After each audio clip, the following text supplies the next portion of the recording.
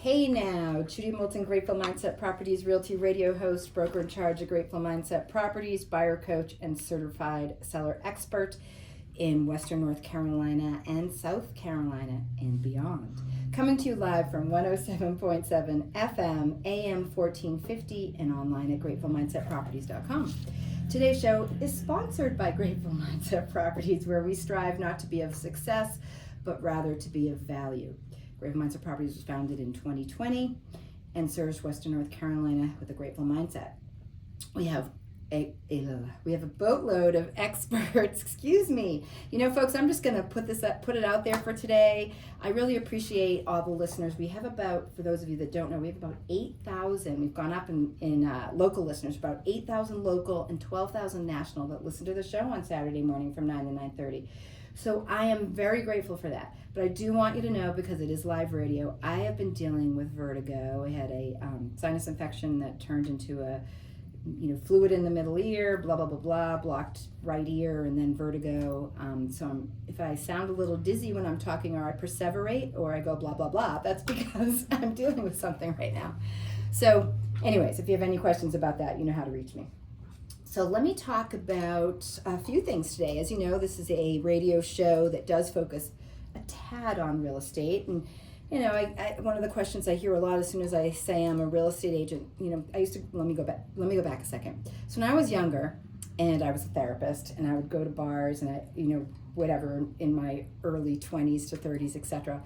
And I would pretend I sold flowers for a living, because if I said I was a therapist, it would be amazing the number of people that would ask me questions or just start talking to me like, instead of talking to the bartender, they would talk to me.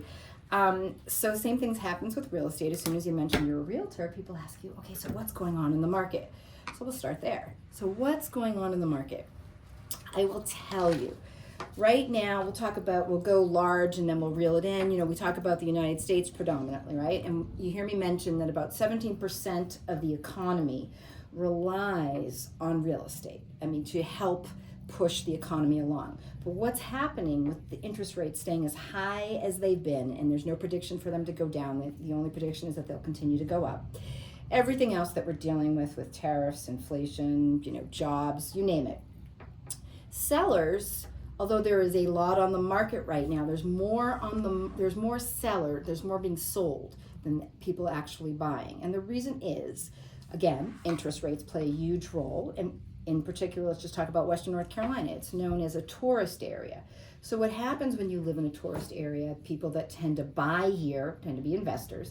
And they're like, well, investing in real estate right now, let me just hold on. People are scared. Like, let me hold on to my money right now. Sellers, they got in when they were at 2%, 2.5% interest rates. Why would they sell and be paying, 7% interest rate? So, one of the things that, because real estate helps to move the economy along, we have a lot of lobbyists in the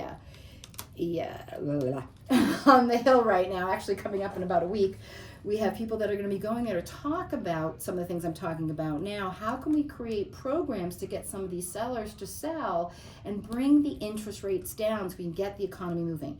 One of the things that happens is there's about $1.4 trillion. I was just on a segment the other day with the National Association of Realtors, and we were talking, and they were talking about lobbyists and so on, because of all the money that real estate brings to the economy. It's like on average about 1.4 trillion to the U.S.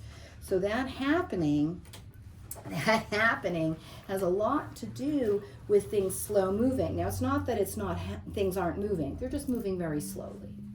And so that's really important to take heed. Things are selling, they're just selling slowly. Western North Carolina, Henderson County, and Haywood County still tend to be the highest areas that have room for growth.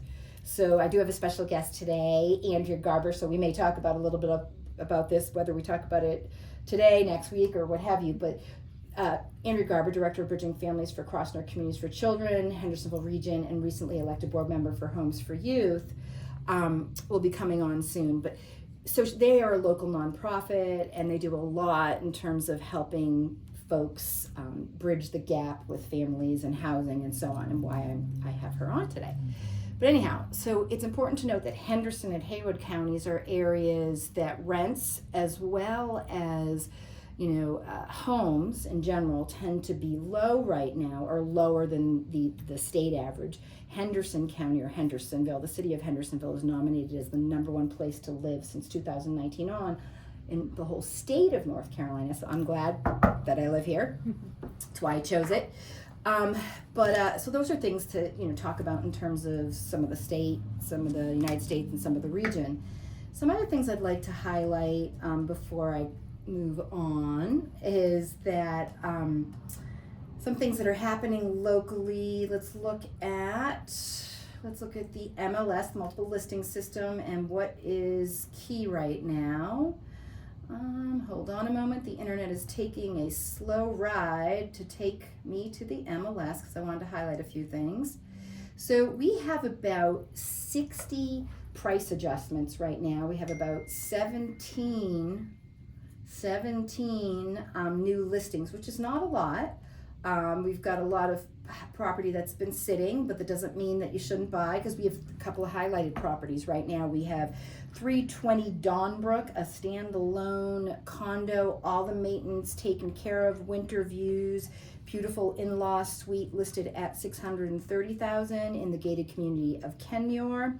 Another highlighted condo is in Cummings Cove, so about 15 minutes outside of Hendersonville, close to Etowah and Brevard, only a few minutes to, amenities and so on. Year-round views, you've got 2 sets of mountain views right on the golf course, wraparound porch, listed at $315,000. It is a great price, great location, as well as 125 Exeter and Plantation Walk, right outside of Laurel Park, so close to downtown Hendersonville, but low taxes. Also a standalone 2-bedroom, 2-bath condo with a lot of updates, kitchen, hardwood floors, yard, and so on, listed for $350,000. I know that it's Memorial Day weekend, it's Saturday and Memorial Day, or Memorial Day weekend, and so hopefully a lot of you will be checking out some of these properties, but be sure to reach out to me at gratefulmindsetproperties.com. Be sure to check us out on Spotify, Apple Podcasts, YouTube, Facebook, Instagram, Nextdoor, all the places that we are plugged in. You can see us and hear us. Now, a couple of things to highlight in South Carolina, because we have a firm in South Carolina before I move on. We have about 97 price changes. So because I'm in Hendersonville, I have a firm also in South Carolina, because we're only about 30 minutes to Asheville, but 30 minutes to South Carolina as well. So I focus more on the Landrum, Spartanburg, Campobello area. About 75 new listings, but like I said, almost 100 price changes. So they're having some hot drops in prices as well. Same thing that we're dealing with across the country. So if you're interested in South Carolina or North Carolina in particular, be sure to reach out to us at 828-290-0940. So I'd like to get to my special guest, because I know you're not here just to listen to me rant about real estate and all the wonderful things happening. So as I mentioned, today's special guest is Andrea Garber, Director of Bridging Families for Crossner Communities for Children in the Hendersonville region, and she was recently elected to the board member for the Homes for Youth. I'm a president for Homes for Youth. I was elected this year, yay! And I love the program, and that's how I got to know Andrea and Crossnor and all the wonderful gifts there. So I'd love to hear from Andrea. Welcome today. Thanks. Thanks for being on the show. Yeah, thanks for having me. So tell me, Andrea, so what brought you to Crossnor and Hendersonville and this region? Yeah, so I actually came to Hendersonville when I was in college. I was working at a summer camp here, and what summer camp? I was working at Camp Bob. It was a program out of Canoga Conferences. So I know where that is. Yeah. And so I was a summer camp counselor, and then after that I was a environmental educator through their environmental ed program, and later became the director of that camp. And then after COVID, our camp wasn't running anymore, so I got involved in the foster care work because I was a guardian ad litem for a while, so turned my volunteer work into professional work. Good job. Bless your heart. So you've been working with kids for a long time. I have. Yeah, I really have. That's amazing. Wow, that's wonderful. So, okay, so from camp to Crossnor, and then why Crossnor? I work for Crossnor because Crossnor does a really, really good job of serving our families in a wide variety of ways, which I think is the most ethical and sustainable way to do it. So instead of just providing foster care service, which is a needed service, we're also providing prevention services to prevent children from even entering foster care, and then programs like mine, Bridging Families, that aim to make foster care a better experience if that removal can't be prevented. So because we're working in all of these different areas is why I picked Crossnor. Well, and I love that because I mean, you and I both know about wraparound services. So it's sort of, you've got the prevention, you've got the wraparound, you've got the consistent care, you've got the follow-up, and obviously the lovely name of Bridging Families. So talk a little bit more about that, because that's a newer program, and Crossnor is like the template now, right? Yeah. So Bridging Families is Crossnor's professional foster parenting program. And normally when I say it's professional foster parenting, people say, what's professional foster parenting? And so it really comes out of a couple of needs, but firstly, foster parents are a volunteer workforce. We're asking people with really big hearts to do really hard work and to do it for free. And not only are they going to do it for free, but they're going to provide the home, they're going to add this child to their budget, and it adds a lot of pressure, stress for people. And so professional foster parenting really makes space for people to commit their entire world to being foster parents and to take some of that load off. So our program, we train and license these foster parents in our program, but we also provide the home, we pay the utilities for the home, we provide a budget to care for the kiddos when they're there. And so we make it really, really accessible for people with those really big hearts to do this work without all of the financial burden. And that's different. So when I was working on my bachelor's and master's in social work, I worked at a program called Integrated Foster Care in Cambridge. And I remember like the models back then were like, you know, part-time foster parents. They had like 5, 7 kids, all different ages, and the state would pay them, like they would get a stipend, you know, whatever, to cover some process or some aspect of the care. But they weren't like it wasn't like this is their only job. They may have had their own kids, their own struggles. There wasn't as much of a support system as what Crossnor is providing, and DSS and other programs out there that, you know, work together to make sure that we're bridging the gap with these families. Right, yeah, and these folks are like salaried people at Crossnor, benefits, all of that, so that they can really focus on their job, not only being to care for the kids in their home, but to also partner with families to really promote kids getting to go back to their family and back to their home. So the goal is always to go back to the biological component, if possible. Yeah, you'll hear me use the term unifying caregiver just because oftentimes that is a biological parent, but sometimes we're working with a grandparent or somebody who has lived with them and cared with them before. Oftentimes it's biological parents, but we're working on getting them reunified with their family, whoever that is. Okay. Thank you for making that correction. No. I like it better. I like reunification.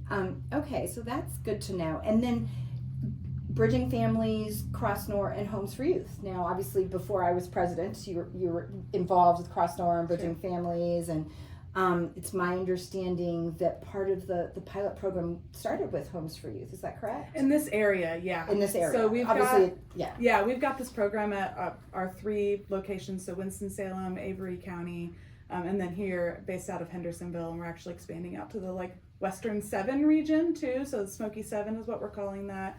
But here in Hendersonville, our program did start through a partnership with Homes for Youth. So we had this model that we had started using at other places, and then Homes for Youth really enabled us to build community-based community-based homes. So we're renting the homes from Homes for Youth, which has become really affordable for us and allows us to sustain the program. We should talk a little bit about that, because I think people should know. Maybe there's some landlords listening right now. So one of the focuses, or one of the things you're trying to work towards, correct, is as you're expanding, is finding more housing for families to help again bridge the gap during that period of time, whatever it might be. It might be a year. Is that a usual length of time? Yeah. So the time that a family is in the program is really dependent on the case plan. Sometimes it's 6.5 months, other times it's a year or a little bit more. So we're really looking for long-term leases. Gotcha. Of like 2 to 3 to 5 years. Perfect. So that we can really sustain that work without disrupting it. That would be fabulous. Okay, so anyone who's listening out there, any of you landlords, this would be a great way to help.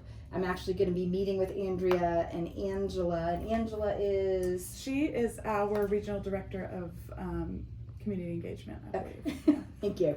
Next week to kind of talk about some ways that I can help too, to help bridge that gap. So again, anyone listening to help, hey, families in need, foster parents, children, and housing that you might have available that you think would suit probably at least 2 children, like how many bedrooms? Yeah, so I would say 3 to 4 bedrooms. 3 to 4 bedrooms. Yeah, we're working with siblings. The goal of our program is to keep sibling sets placed together.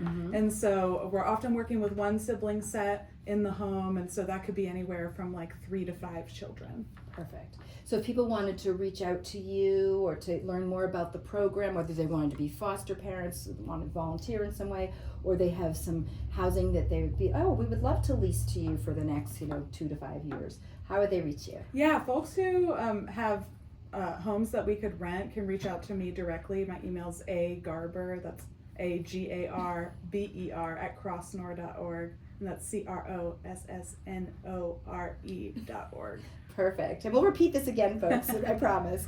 Okay, now are you from North Carolina originally? Not originally. I've been here since I was like 12. Okay. I was in the Charlotte area at that time. Okay, so not too far. So you know the area. Yeah, I would say so.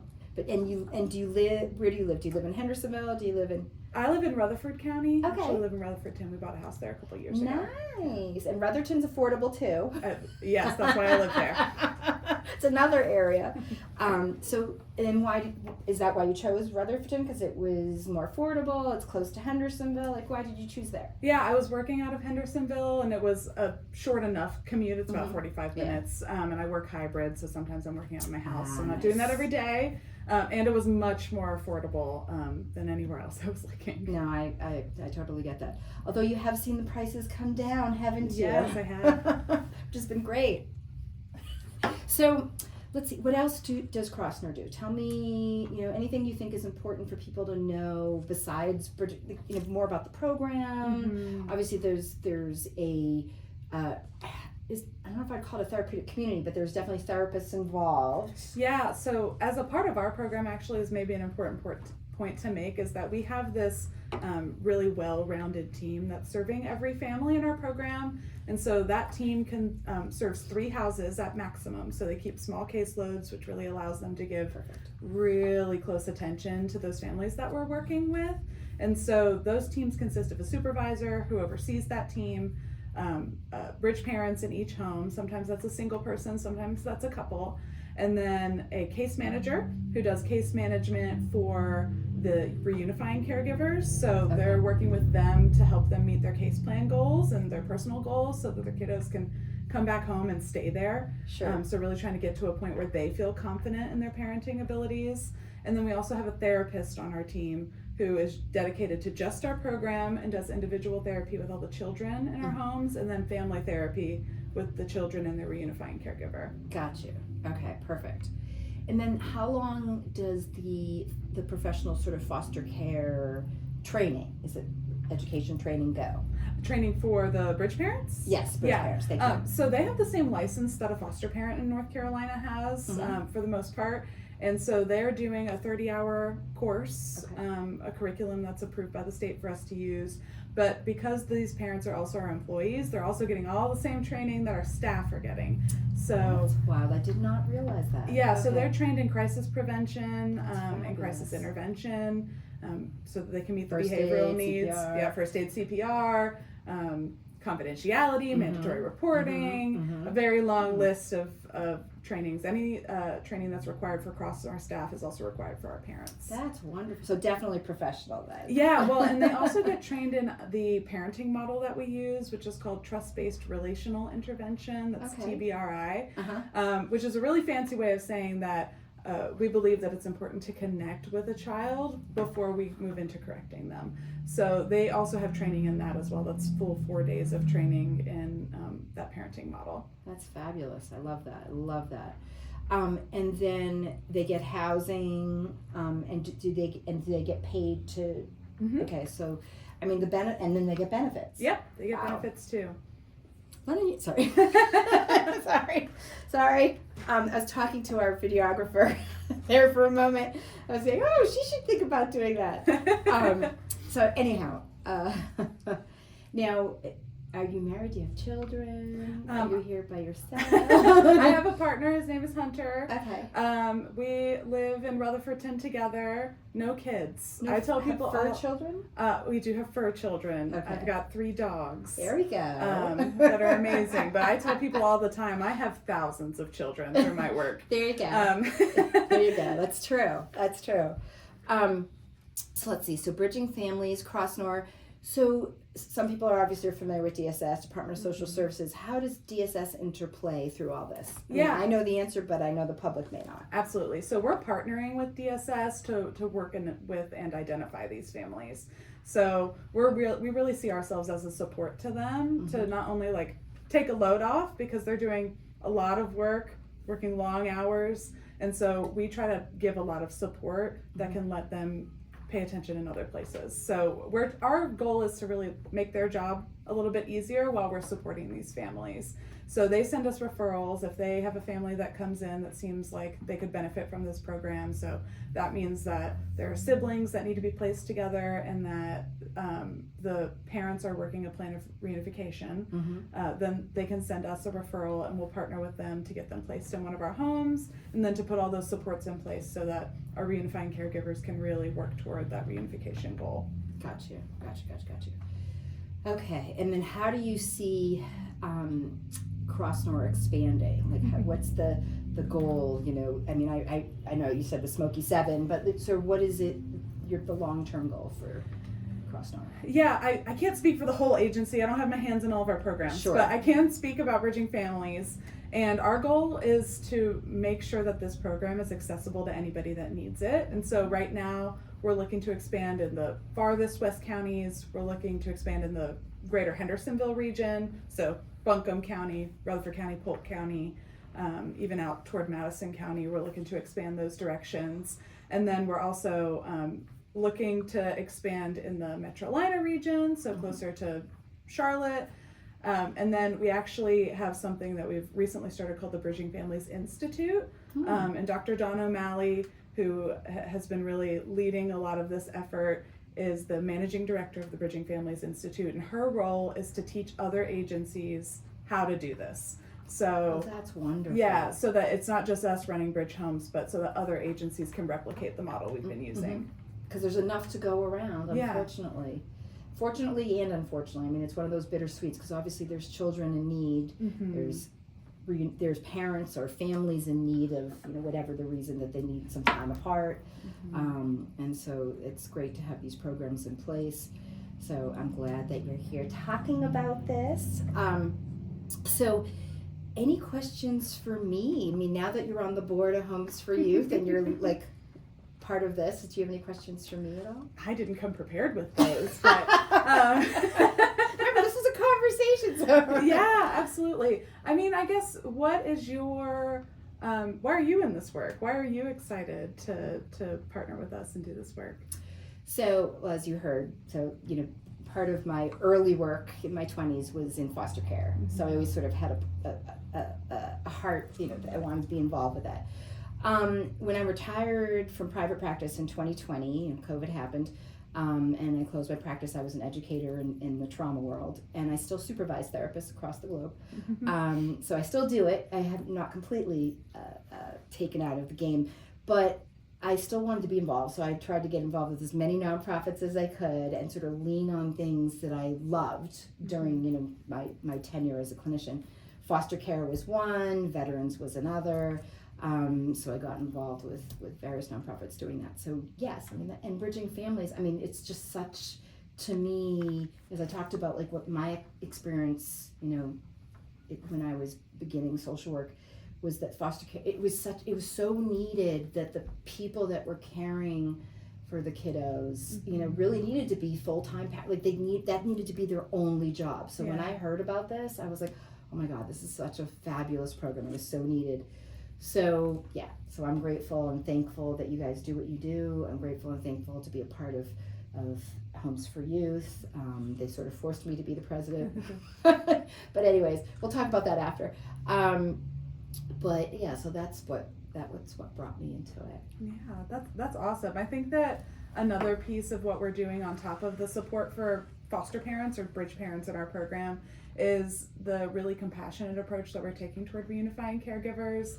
I'm in this work specifically because I would like to see a system that has traditionally been really punitive toward parents become a system that really deeply believes in healing. And so we approach that in the way that we look at parents who are working on getting their kiddos back in their home as people who have experienced a crisis and need some help, rather than people who have done horrible things. And I can't believe that, because everybody wants children to do well, right? And so we can get really emotionally worked up when we hear that something terrible has happened to a child, and that shouldn't happen. We would really like to prevent that from happening in the first place. But when we can't, how can we approach a family from a place that says, I believe that we can make this look different in the future, and we really believe in your ability to do that. And I think that's made all the difference when we're partnering with them. So it's a mindset, it's a proactive versus reactive, and understanding that, you know, there's families out there, parents, whatever, caregivers that maybe don't have a great support system, don't have a lot of people in the community that can help them get a break or whatever the situation might be. And so yes, I mean, I agree with you 100%. I mean, when I worked with couples and families and talked about, you know, things that can be done, it's not about being punitive. It's like, oh, okay, so how can we work on this together? How can we spend more time together that's more quality and effective versus, okay, well, no, you need to go in a timeout. And, you know, again, finding language, and I know that's, you know this, but in building skills for those families and caregivers, different language that you can how you can approach things. Yeah. Because children are resilient, and children cling to whoever the healthy caregiver is. And if whether it's biological or not, if they're shown that there's acceptance and love, they'll move towards that in a way that they'll embrace it. So anything you'd like to say, you know, just any reminders? Okay, I'm talking to Andrea Garber, Garber.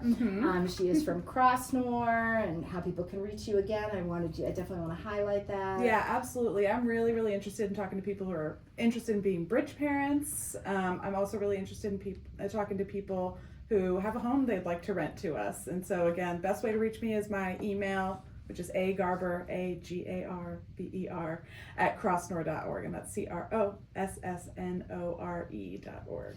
Thank you so much, Andrew, for being on the show today. Judy Moulton coming to you live from 107.7 FM, where the heavens kiss the peaks, and AM 1450, Saturday mornings, 9 to 9:30. You can find us at gratefulmindsetproperties.com and all the lovely places that exist online on YouTube and so on.